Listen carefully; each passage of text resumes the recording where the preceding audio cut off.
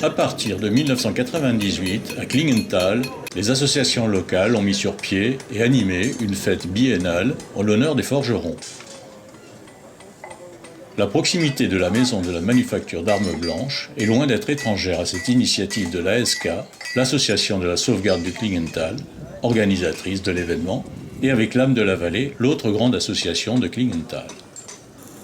Le 17 juillet 2014 aura donc été la 8e et malheureusement dernière édition de cette manifestation qui n'avait été annulée qu'une seule fois en 2006 en raison de travaux à la maison de la manufacture.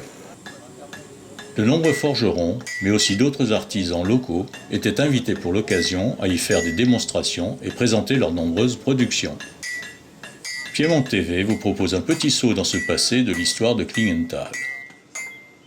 Devant les visiteurs, entre fer et feu, enclumes et marteaux, les forgerons sont à l'œuvre et invitent ceux qui le désirent à se mesurer à cet artisanat sous l'œil avisé d'un maître des forges indulgent.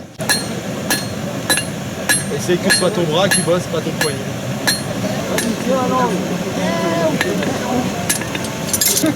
vont faire quoi? Je sais pas, ouais, parce que là c'est pas ce qu'il va faire.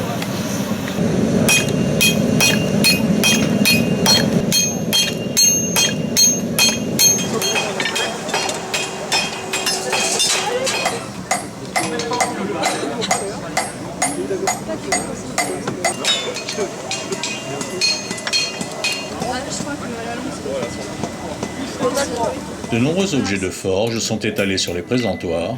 Les outils habituellement utilisés par les forgerons sont ainsi montrés au public avec quelques explications à la clé. Parfois même, cet artisanat se livre à une véritable création artistique, comme le montrent ces quelques bijoux et objets décoratifs raffinés que l'on découvre ça et là. Enfin, il y a aussi ces travaux de coutellerie, fabrication de prestige du travail de la forge, et qui sont le lien direct avec ce qui fut, durant 2 siècles, l'activité de la manufacture d'armes blanches du Klingenthal. Là, t'as la ceinture qui va avec. Tu filmes, là?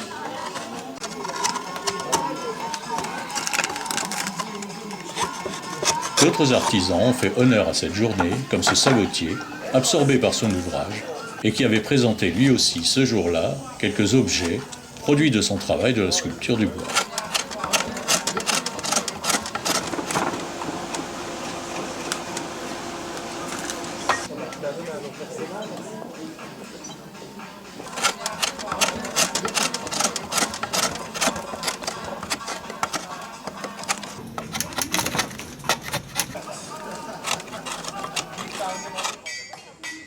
En marge de la manifestation, une cohorte de grognards de Napoléon avait installé son bivouac non loin de là.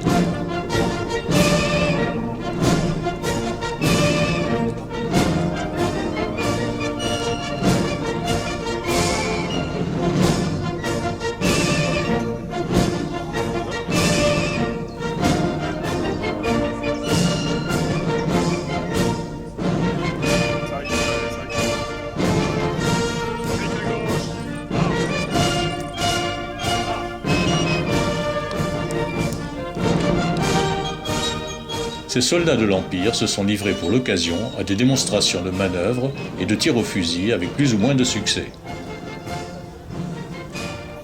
Il faut dire que charger ces vieilles pétoires n'est pas simple et requiert un savoir-faire et un attirail bien compliqué.